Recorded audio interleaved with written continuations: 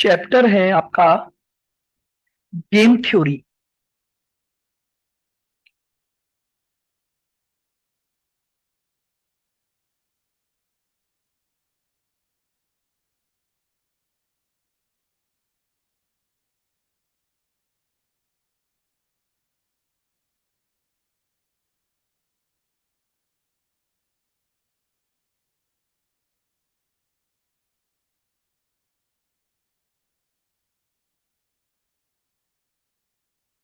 लिखें point number 1।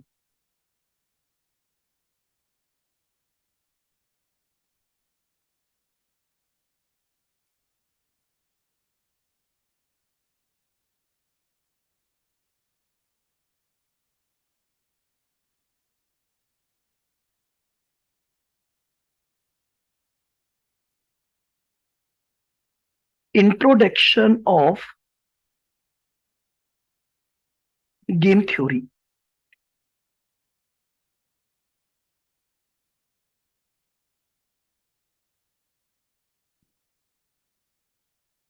देखिएगा, game theory basically क्या है, तो लिखते जाएंगे और हम इसको फिर धीरे धीरे समझते भी जाएंगे।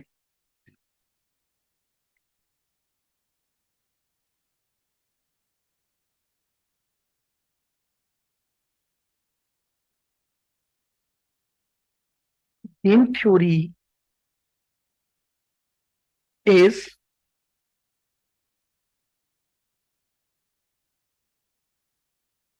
A type of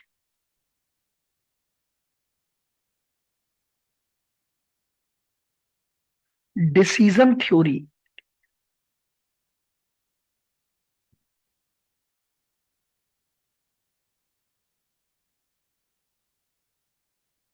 in which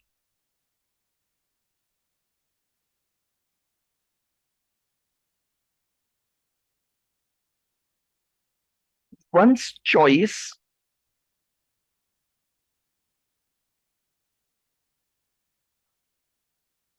of action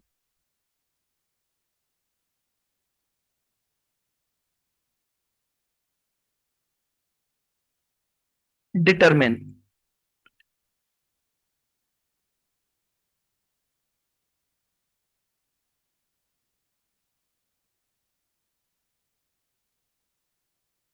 after taking into account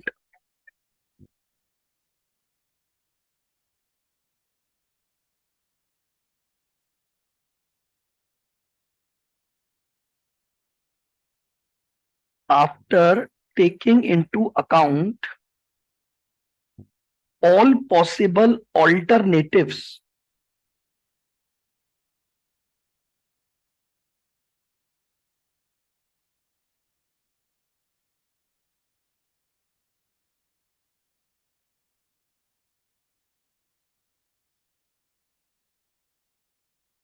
all possible alternatives available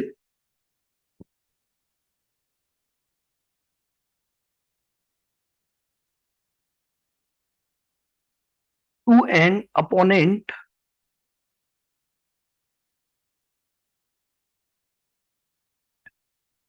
playing the same game।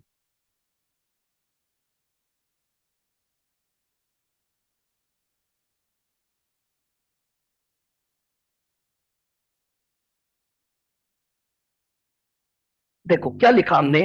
Game theory basically एक डिसीजन थ्योरी है जिसमें हम अपने कोर्स ऑफ एक्शन को डिसाइड करते हैं।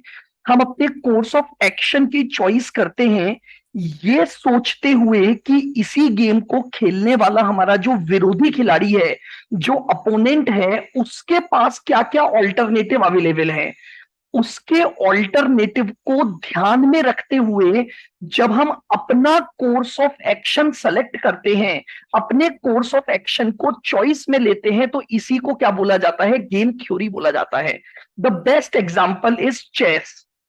चेस में क्या होता है, जैसे मान लो मैं और एक सामने वाला पर्सन चेस खेल रहे हैं, तो मैं अपना कोर्स ऑफ एक्शन इस बात से डिसाइड करता हूं कि यार मेरा जो विरोधी है, मेरा जो अपोनेंट है, जो उसी गेम में खेल रहा है, उसके पास क्या क्या चालें अवेलेबल है। मैं उसकी जितनी चेस की चाल होंगी उनको सोचकर फिर मैं अपना कोर्स ऑफ एक्शन अगर डिसाइड करता हूं, इसी को हम कहते हैं गेम थ्योरी। इसी को हम क्या बोलते हैं? गेम थ्योरी बोलते हैं।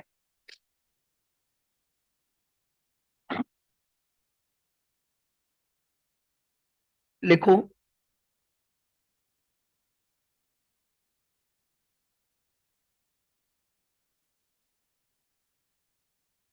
Game theory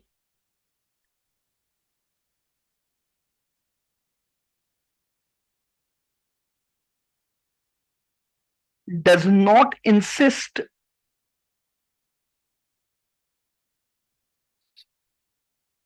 on how a game should be played.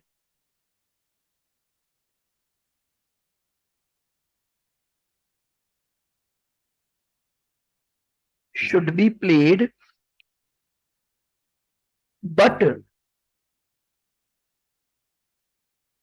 tells the procedure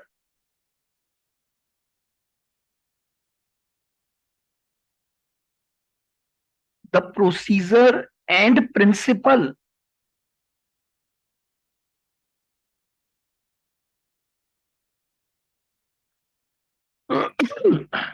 procedure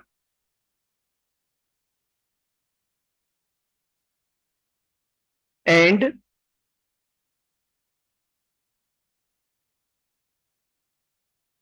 principles by which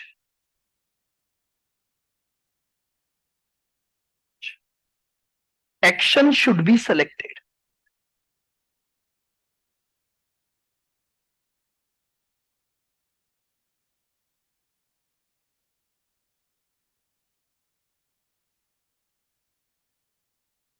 action should be selected यानी गेम थ्योरी ये नहीं बताता कि गेम कैसे खेलना है, ये उस प्रोसीजर को बताता है और प्रिंसिपल को बताता है जिनको फॉलो करके हम अपने कोर्स ऑफ एक्शन को क्या कर सकते हैं? डिफाइन कर सकते हैं या सेलेक्ट कर सकते हैं। लिखे। Game is defined as an activity, as an activity between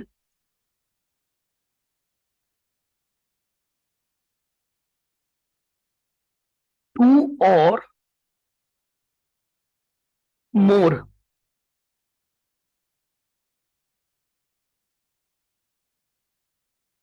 persons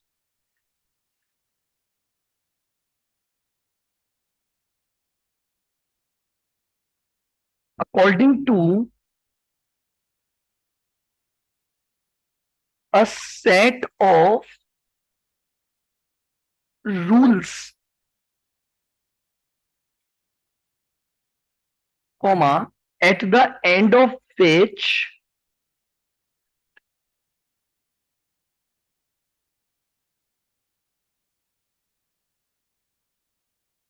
at the end of which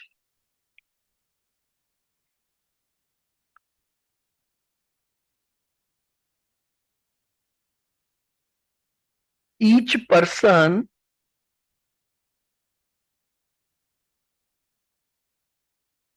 receive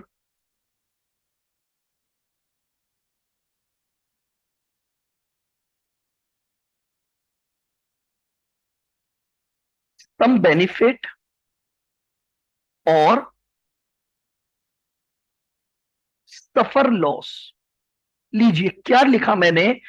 game का मतलब कोई भी ऐसी एक्टिविटी से है जो दो या दो से ज्यादा पर्सन के बीच में परफॉर्म होगी और उस एक्टिविटी के खुद के कुछ रूल्स होते हैं। अंडरलाइन कर लो, सेट ऑफ रूल। जैसे फॉर एग्जांपल आप चेस खेल रहे हो, तो चेस के उसके खुद के एक रूल हैं, और उन्हीं रूल के अकॉर्डिंग आप अपने दोनों लोग उस काम को क्या करेंगे, उस गेम को परफॉर्म करेंगे। तो ये बोल रहे हैं कि कोई भी ऐसी एक्टिविटी जो दो या दो से ज्यादा लोगों के द्वारा की जाएगी, और जिसके एक खुद के सेट ऑफ रूल होंगे, और जब वो एंड होगा, यानी वो गेम एंड होगा, तो हर पर्सन को या तो बेनिफिट मिलेगा या उसे लॉस उठाना पड़ेगा। फॉर एग्जाम्पल, मान लो मैं किसी दूसरे पर्सन के साथ चेस खेल रहा हूं, तो हम उसके एक सेट ऑफ रूल्स को ही फॉलो करेंगे, और उन्हीं रूल को फॉलो करके हम अपने कोर्स ऑफ एक्शन को डिसाइड करेंगे, और at the end of the game हम में से एक तो जीतेगा और एक हारेगा। लिखो।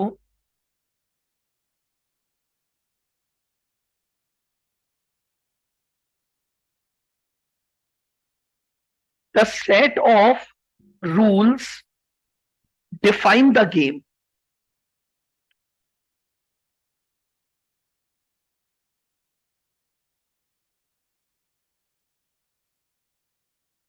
वो जो रूल्स हैं वो क्या बताते हैं?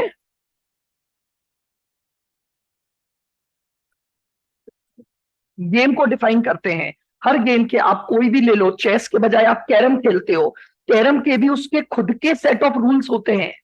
हम अपनी तरफ से नहीं, अगर हम एक बेसिकली गेम प्ले कर रहे हैं for the purpose of winning और लूज, तो हर गेम का एक खुद का रूल होगा। बैडमिंटन, उसके खुद के सेट ऑफ रूल होंगे, और अल्टीमेटली उन रूल्स को फॉलो करके ही वो गेम खेला जाएगा। और अल्टीमेटली जब वो गेम एंड होगा, तो गेम के एंड होने के बाद किसी एक को तो बेनिफिट मिलेगा और दूसरे को लॉस होगा। तो बेसिकली इस थ्योरी को हम क्या बोलते हैं? गेम थ्योरी या डिसीजन थ्योरी बोलते हैं। आई, लिखें। Point number 2,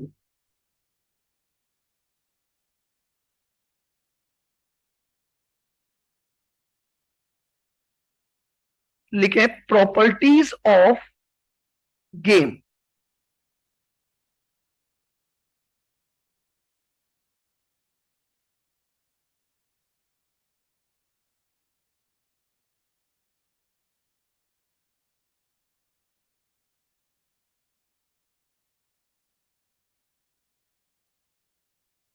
properties of game.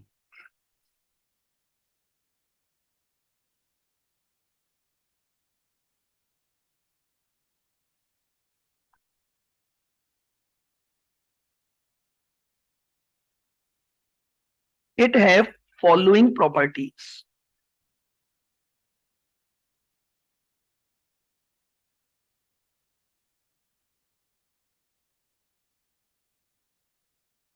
लिखे property number 1,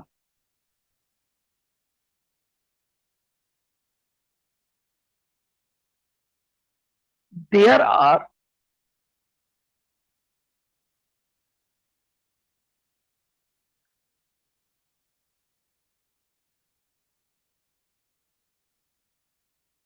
finite number of competitors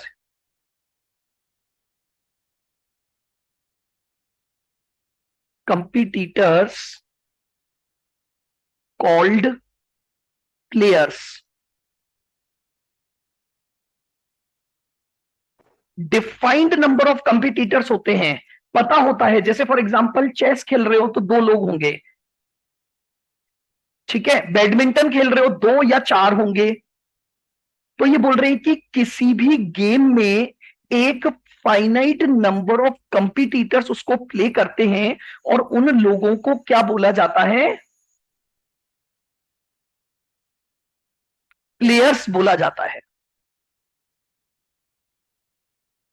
second point लिखेंगे,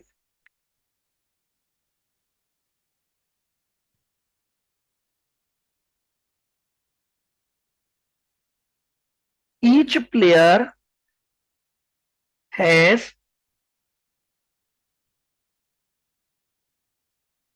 a finite number of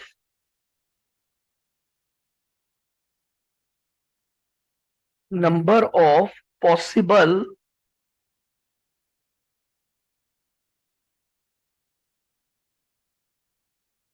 course of action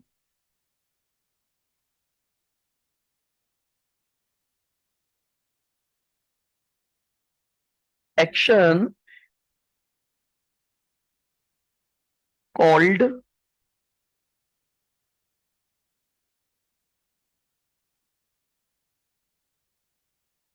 strategies।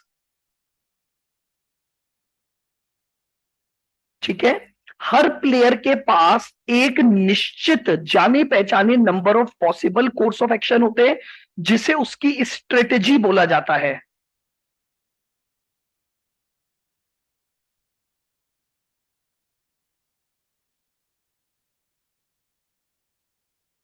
तीसरी प्रॉपर्टी लिखें,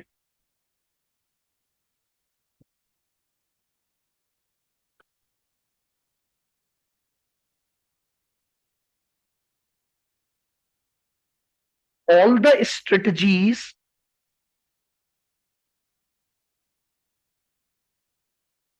and their effect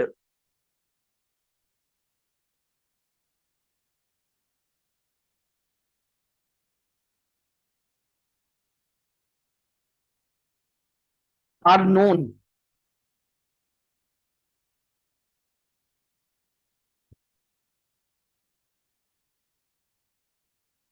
to the players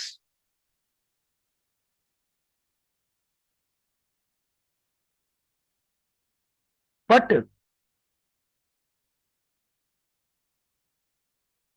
player does not no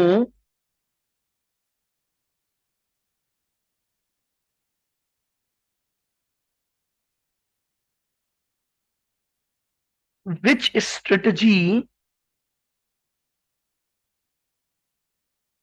is to be chosen। हर strategy पता है, उसका effect, उसका outcome भी पता है।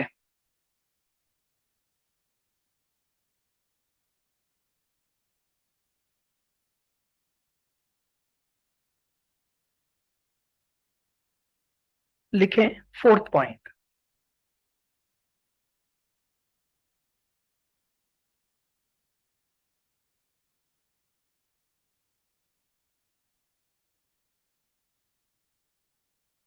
a game is played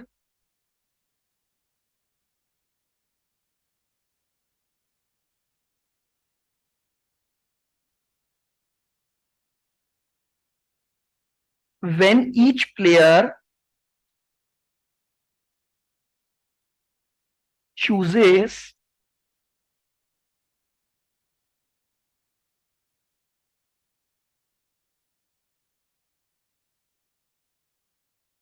one of his strategies।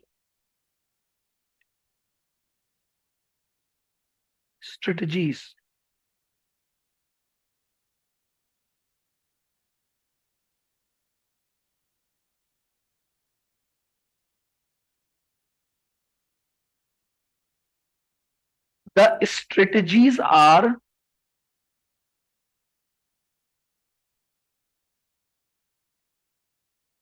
assumed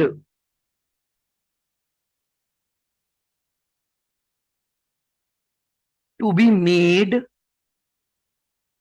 simultaneously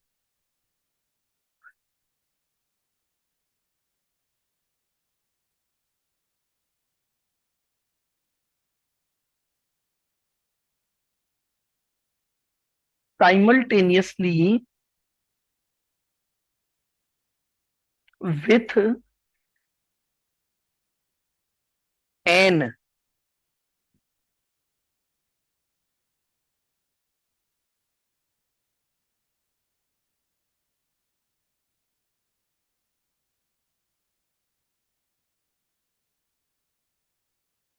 outcome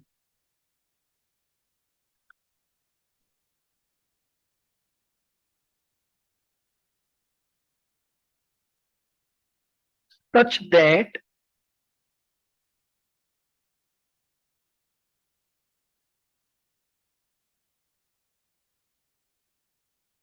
no player knows his opponents strategy.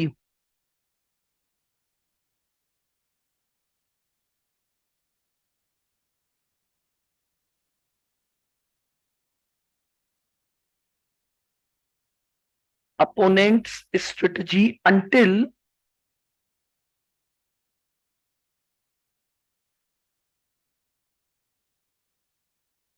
He decide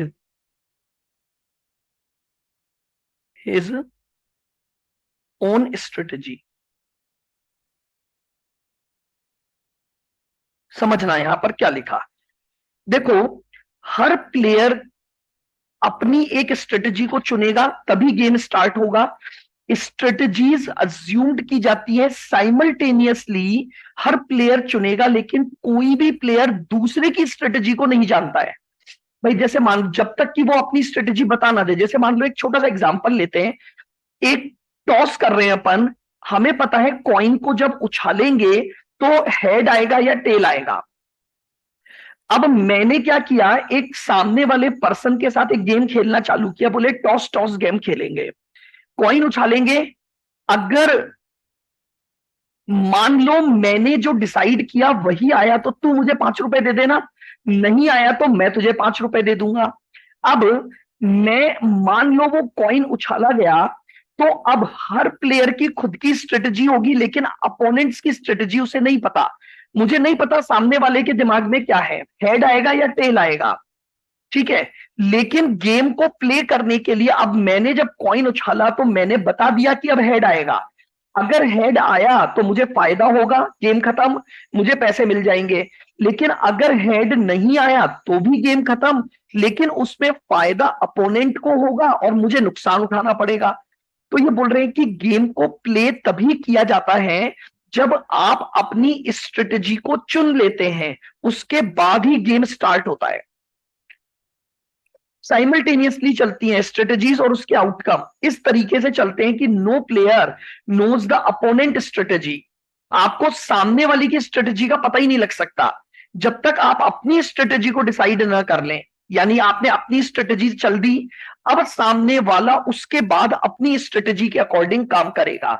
लेकिन दोनों जनों के पास कई पॉसिबल आउटकम्स या स्ट्रेटजीज या कोर्स ऑफ एक्शन होते हैं, लेकिन हमें यह नहीं पता कि कौन सी स्ट्रेटजी को कैसे चूज किया जाएगा। वो डिपेंड करेगा दूसरे अपोनेंट के ऊपर। जैसे आप चेस खेल रहे हो, आपने स्टार्टिंग में अपनी कोई स्ट्रेटजी बनाकर काम कर चेस खेलना स्टार्ट किया।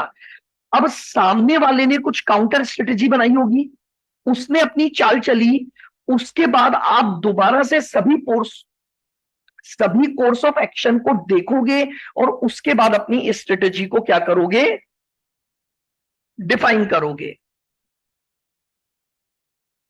लिखें point number 5।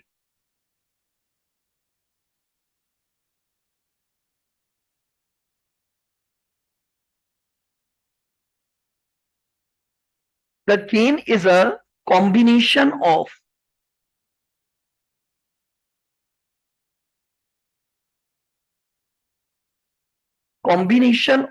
strategies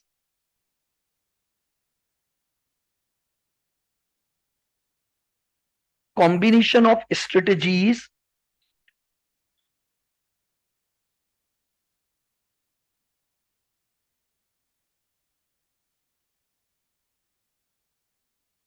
and in certain units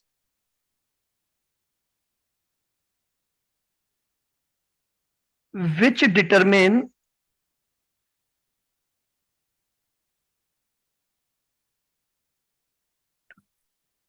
the gain or loss।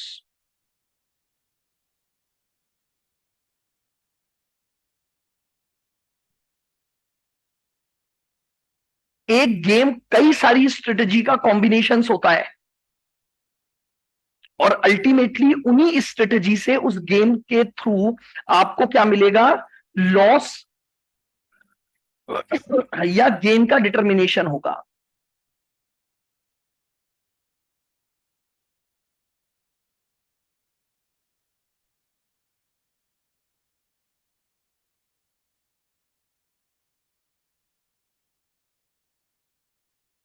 लिखें।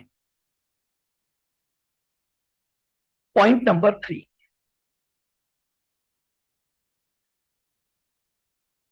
ई टर्म्स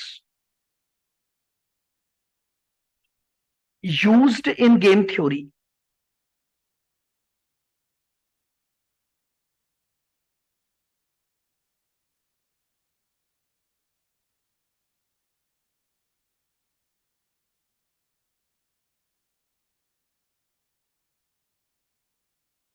कुछ टर्म्स है गेम थ्योरी में जो हम बार बार यूज करेंगे।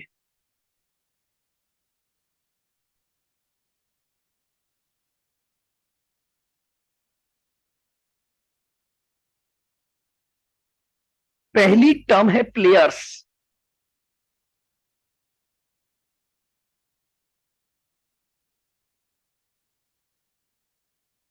The competitors,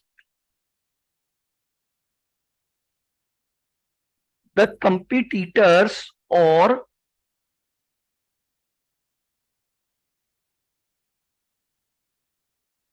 decision makers, the competitors और decision makers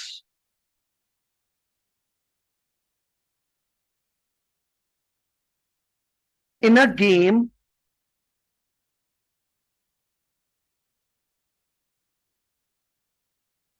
are called players. ठीक है, प्लेयर की डेफिनेशन दी गई, जो भी लोग उस गेम को compete कर रहे हैं एक दूसरे के अगेंस्ट या उसके लिए कोई डिसीजन लेंगे, उन्हीं लोगों को क्या बोला जाता है? प्लेयर्स बोला जाता है।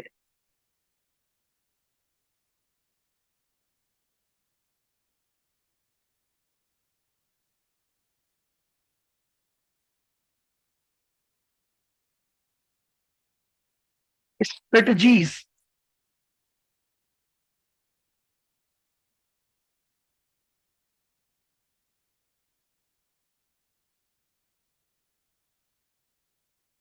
The alternative course of action, the alternative course of action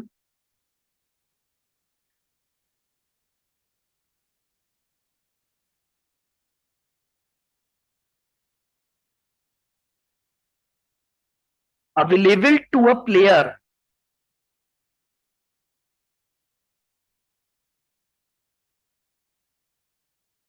is known as strategy.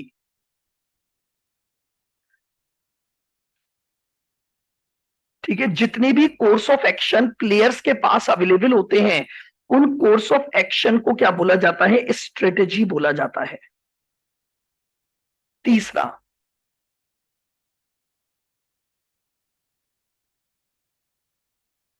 पे of,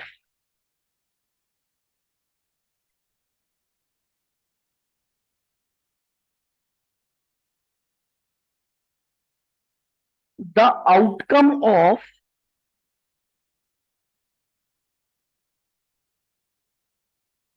playing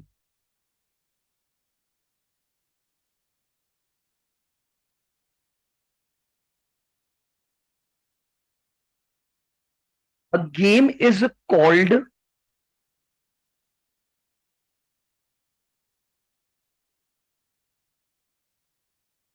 the pay of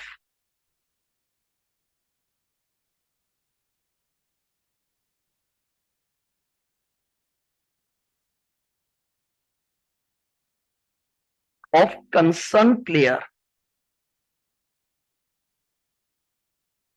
बिल्कुल ध्यान से सुनना, जिस गेम को हम खेल रहे हैं उसके आउटकम को हम पे ऑफ बोलते हैं। जैसे मान लीजिए फॉर एग्जांपल, मैंने और मिस्टर एक्स ने एक गेम खेला, और उस गेम में हमने ये डिसाइड किया कि अगर हेड आएगा तो मिस्टर एक्स मुझे 5 रुपए देगा, और टेल आएगा तो मैं मिस्टर एक्स को 5 रुपए दूंगा। अब हमने कॉइन उछाला, तो पे ऑफ क्या होगा? अगर हेड आया तो मेरा पे ऑफ हो गया +5, क्योंकि मुझे 5 रुपए मिलेंगे। लेकिन अगर टेल आया तो मुझे 5 रुपए देने पड़ेंगे, तो मेरा पे ऑफ हो गया -5। In the same manner x का पे ऑफ बनेगा। अगर हेड आया तो एक्स मुझे 5 रुपए देगा, तो उसका आउटकम बनेगा -5, पे ऑफ बनेगा। और अगर टेल आया तो मैं उसे दूंगा, तो उसके लिए +5। तो पे ऑफ का मतलब हो गया कि जो आउटकम उस गेम को खेलने की वजह से आएगा, उसको हम क्या बोलेंगे? पे ऑफ बोलेंगे।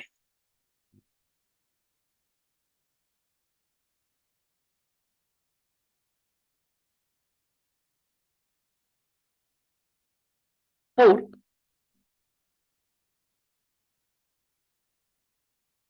Optimal strategy.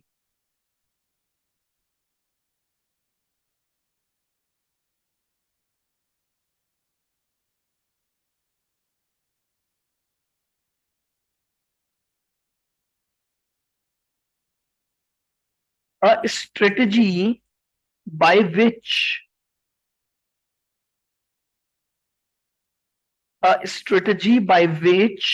a player can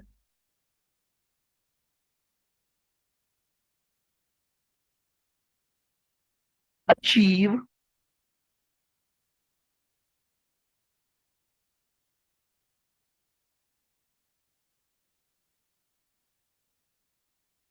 the best payoff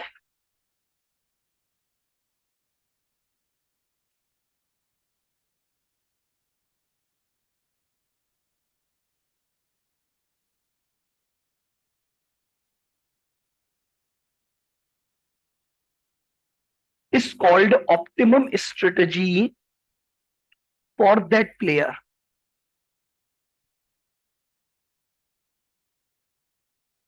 भाई मेरे लिए ऑप्टिमम स्ट्रेटेजी क्या होगी? वो स्ट्रेटेजी जिसको फॉलो करके मैं अपना बेस्ट पे ऑफ या मैं अपना मैक्सिमम गेन ले पाऊं, उसी को मेरी क्या बोलेंगे? ऑप्टिमम स्ट्रेटेजी बोला जाएगा।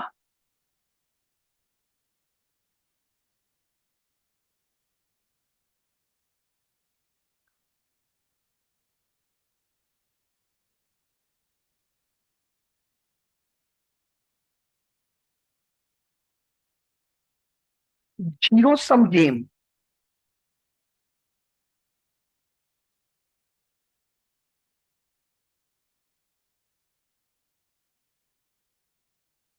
A game in which the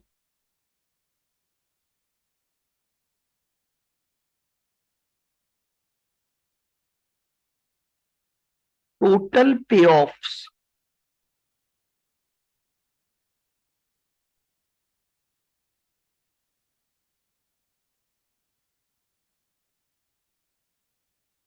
to all the players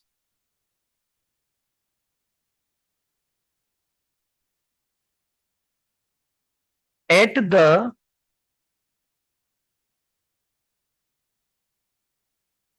end of the game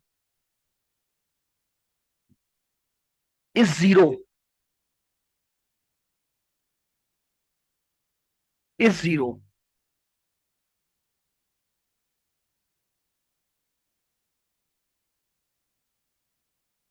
is known as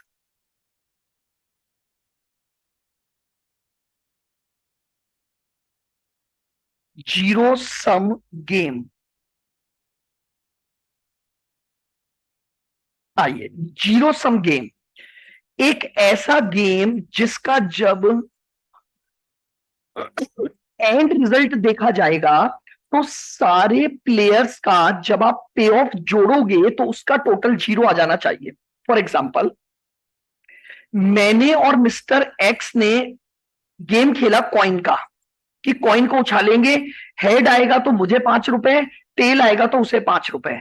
अब समझो अगर हेड आ गया, तो हेड आ गया तो मेरे लिए पे ऑफ आया +5, और एक्स के लिए पे ऑफ आया -5। दोनों को जोड़ो, तो +5 और -5 इज इक्वल टू 0।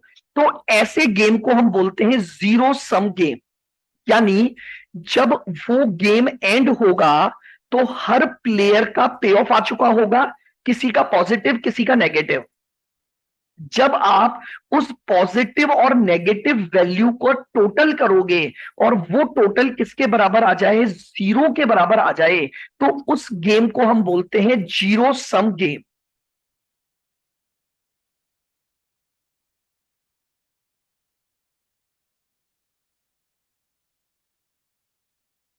ठीक है, उस गेम को हम क्या बोलते हैं, जीरो सम गेम।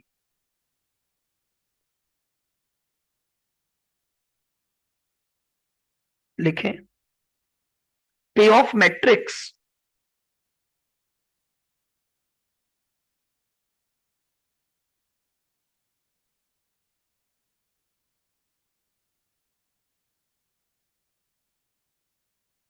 नहीं नहीं, सब प्लेयर का पे ऑफ नहीं, सब प्लेयर के पे ऑफ का टोटल। हर प्लेयर का पे ऑफ अलग अलग आएगा, किसी का पॉजिटिव होगा किसी का नेगेटिव। जी भाई, सीधी सी बात है ना। मान लो मैं और तुम खेल रहे हैं, तो या तो मेरा पॉजिटिव होगा या तुम्हारा पॉजिटिव होगा, हम दोनों तो जीत नहीं सकते। लेकिन मैं जितना जीतूंगा तुम उतना ही तो हारोगी। तो मेरे जीतने का पे ऑफ और तुम्हारे हारने का पे ऑफ मिलाकर जीरो होना चाहिए। अलग अलग पे ऑफ होंगे, इसीलिए उसे हम जीरो सम गेम बोल रहे हैं। यानी अल्टीमेटली एक का गेन दूसरे के लॉस को रिफ्लेक्ट करेगा। पे ऑफ मैट्रिक्स।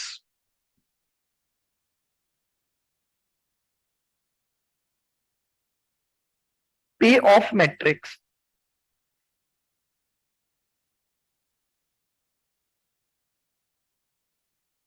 हाँ बिल्कुल आएंगे, मैं आपको अलग अलग सिखाऊंगा। हम अलग अलग पढ़ेंगे, जीरो सम गेम और नॉन जीरो सम गेम। वो धीरे धीरे लेटर ऑन आगे बढ़ोगे, बिल्कुल।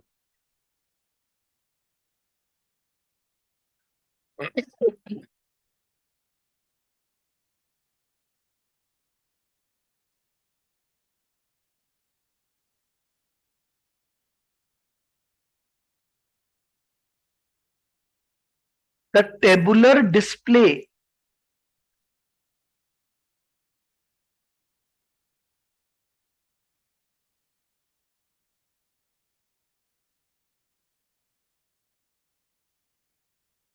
ऑफ द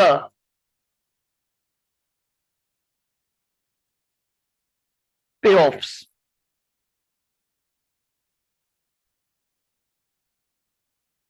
हाँ जी।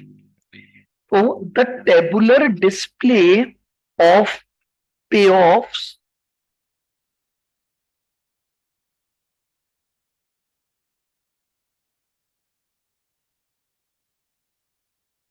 Two players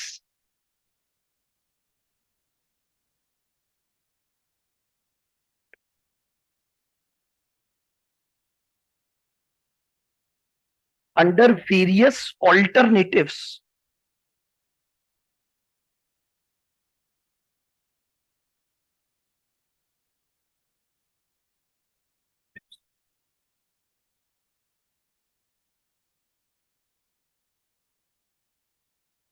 is called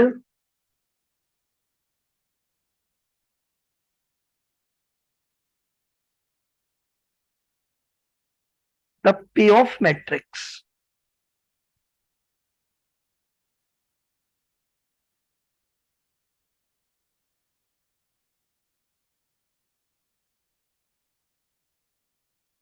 off the game लीजिए। यानी पे ऑफ मैट्रिक्स का मतलब हो गया, जितने भी ऑल्टरनेटिव्स हैं, उन ऑल्टरनेटिव से आने वाला जो रिजल्ट है, जब उसको एक टेबल के फॉर्मेट में रख दिया जाए, तो उसकी एक मैट्रिक्स बन जाएगी, जिस मैट्रिक्स को हम क्या बोलेंगे, उस मैट्रिक्स को आप बोलोगे पे of matrix.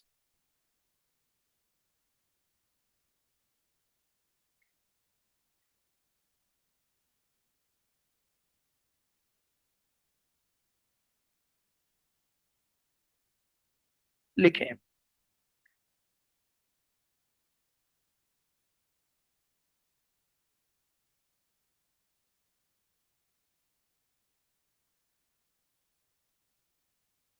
Pure strategy.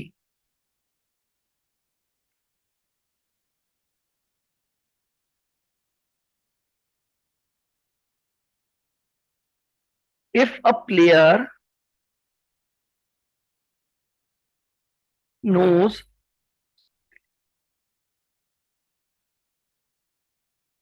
exactly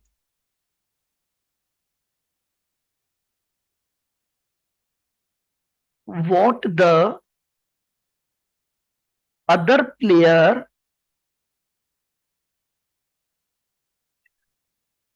is going to do.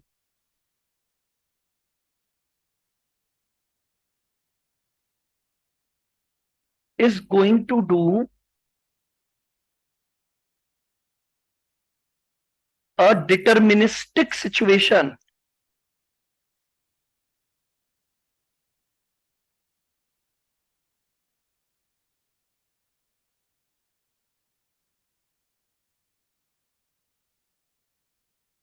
Deterministic situation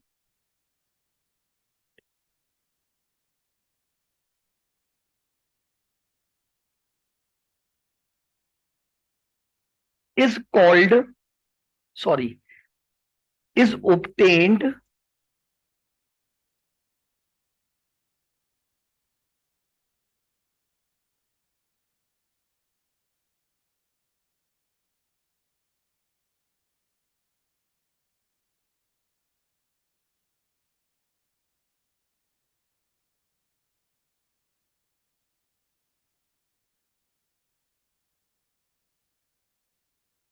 is obtained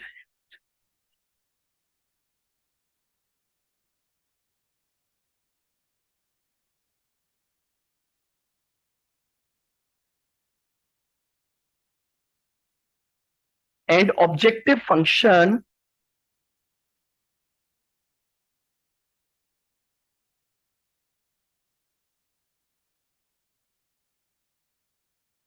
is to maximize the game.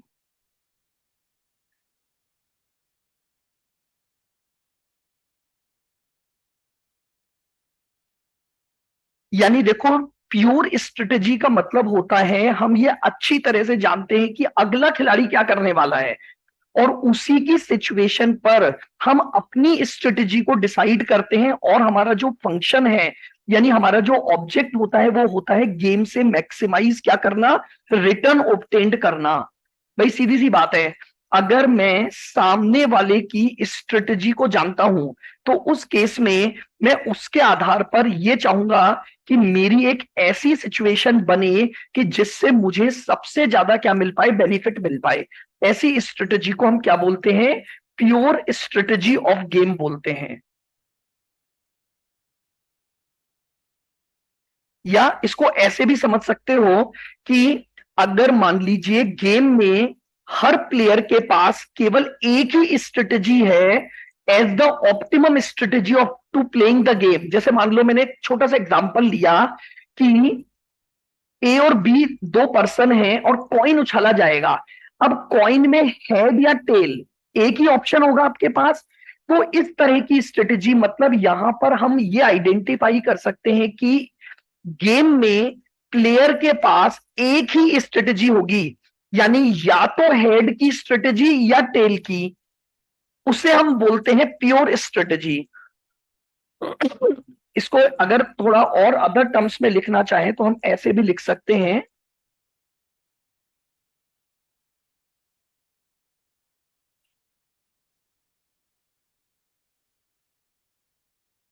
In other words,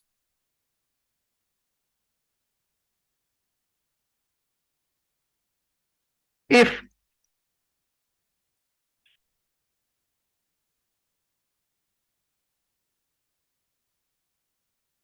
इस game is such that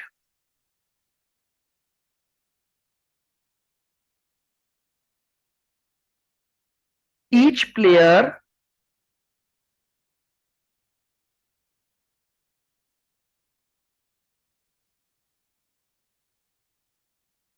can identify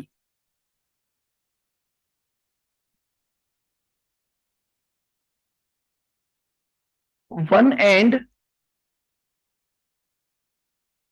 only one strategy.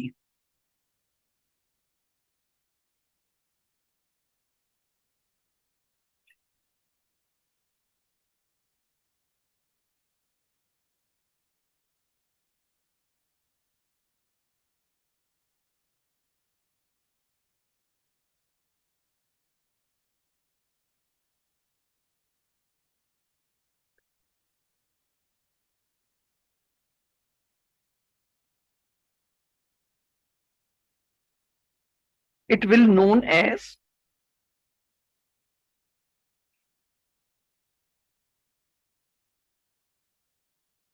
pure strategy. Next, उसके बाद आती है mixed strategy.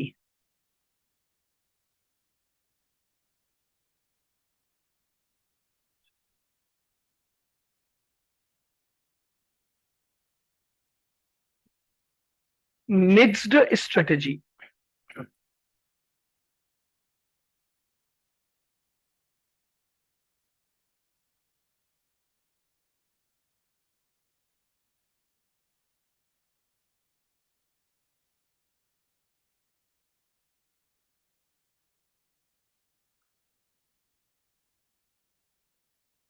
If a player is guessing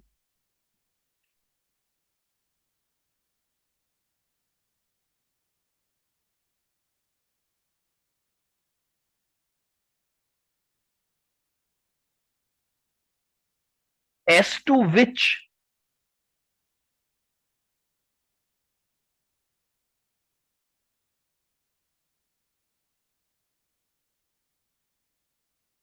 activity is to be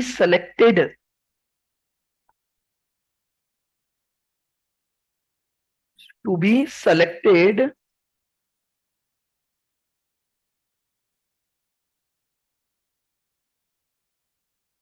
by the other,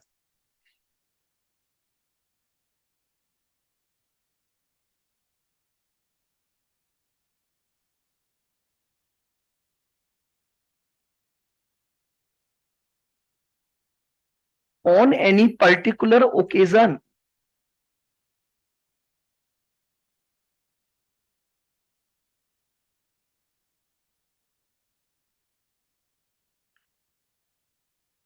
A probabilistic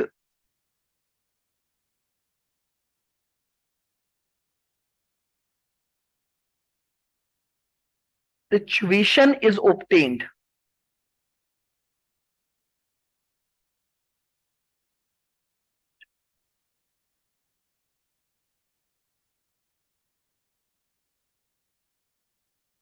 A probabilistic situation is obtained.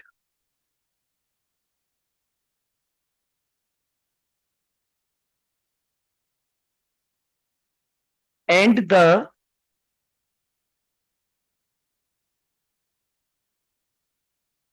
objective function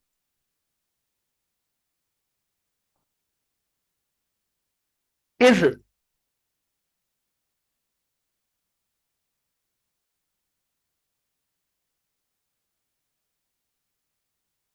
to maximize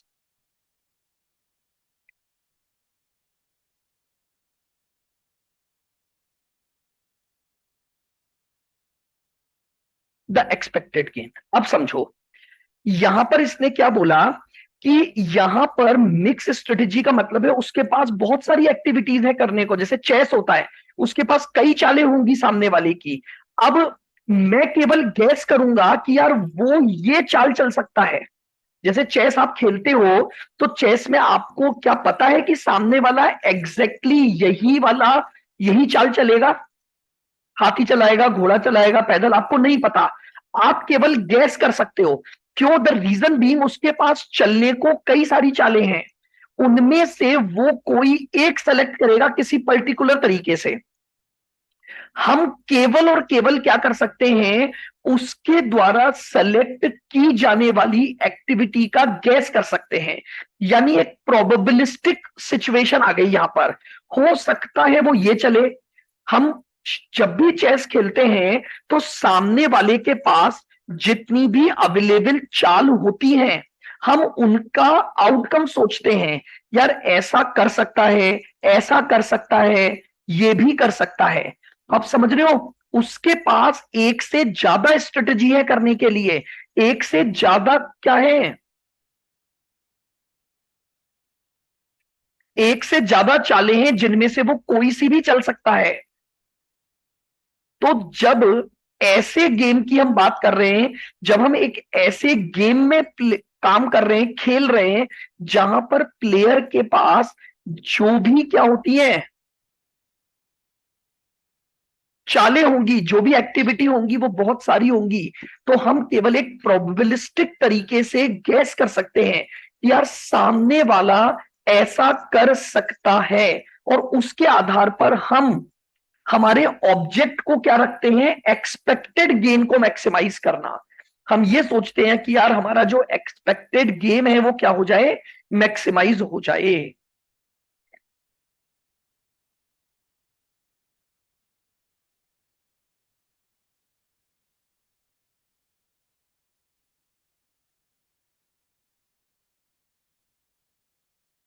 clear?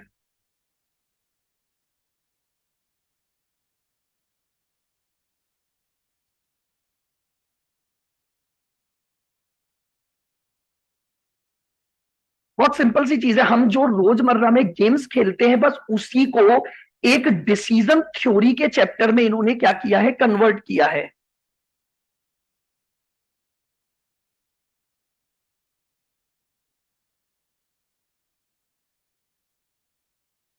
आइए, ये सारे जब practical question करोगे तो यही टर्म्स काम आने वाली है बस। प्रैक्टिकल पार्ट बिल्कुल आसान है, कुछ स्टेप्स हैं।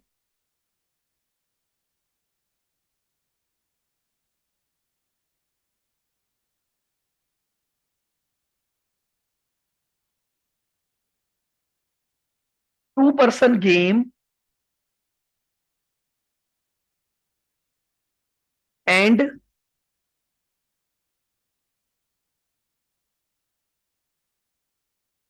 N person game,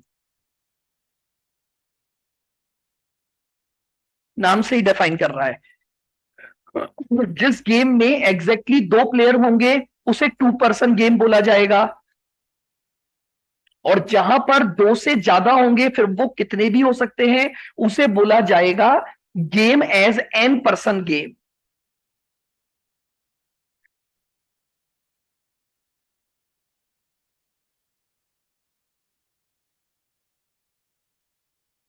if there are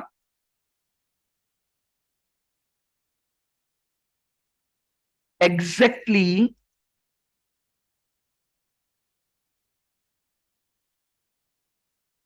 2 players,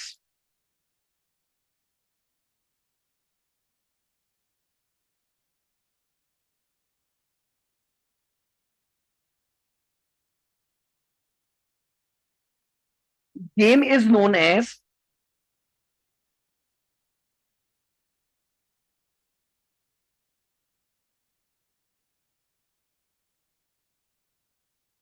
to person game, full stop. If the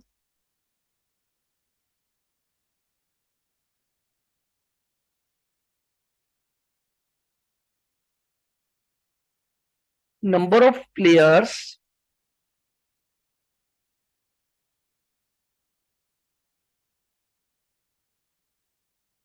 in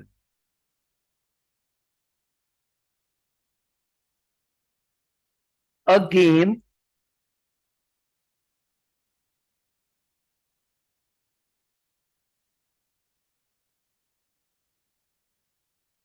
exceeds 2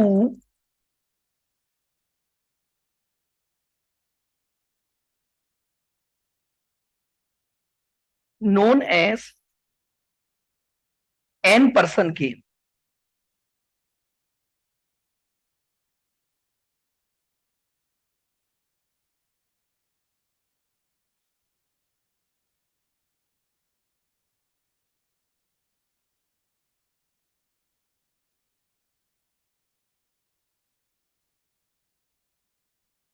known as N person game, ठीक है। यानी जहां पर एग्जैक्टली 2 लोग हैं तो वो 2 पर्सन गेम हो गया, और 2 से ज्यादा हैं तो वो क्या हो गया,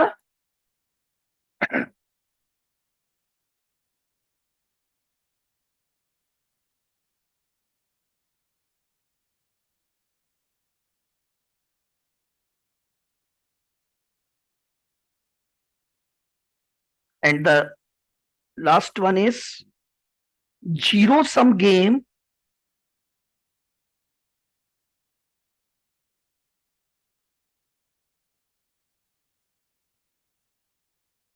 and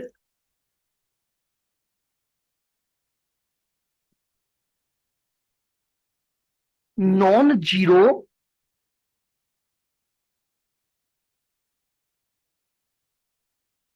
सम गेम। तो जीरो सम गेम तो ऊपर ही मैंने डिफाइन कर दिया कि जब टोटल ऑफ पेमेंट किसके बराबर होगा, जब टोटल ऑफ पेमेंट जीरो के बराबर होगा तो वो जीरो सम गेम है। तो यहां बेसिकली मुझे किसको समझाना है, बस नॉन जीरो सम गेम को लिखना है। तो लिखो if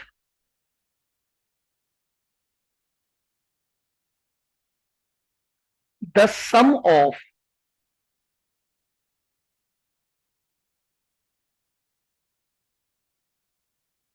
the pay off from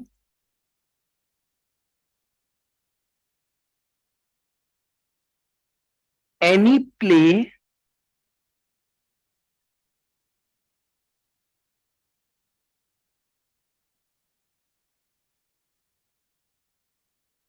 of the game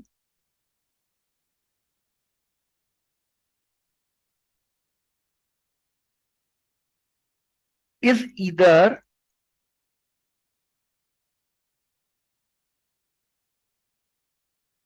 positive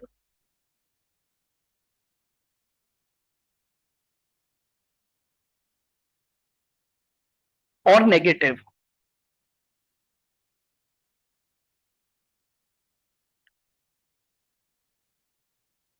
but not zero, then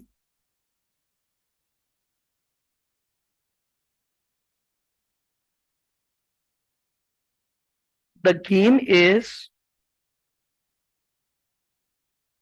called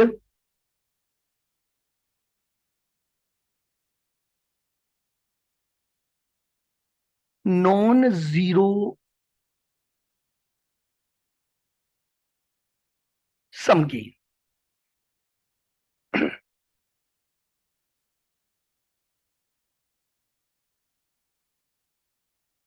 ये हमारी कुछ टर्मिनोलॉजी हैं जो आपकी गेम थ्योरी में क्या आने वाली है, काम आने वाली है।